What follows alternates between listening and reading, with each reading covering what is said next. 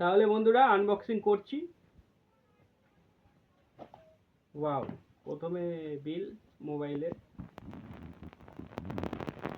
এটা কি আছে জানি না। এই যে ইউজার ম্যানুয়াল, কুইক গাইড, আর এই যে হচ্ছে ফোন। দেখো, বাহ, ওয়াও, কি ইউনিক ইউনিক লাগছে, একদম দুর্দান্ত। ওপোর ফোন মানে ওপি ফোন। দেখো, চলো ফোনটা চালু করি।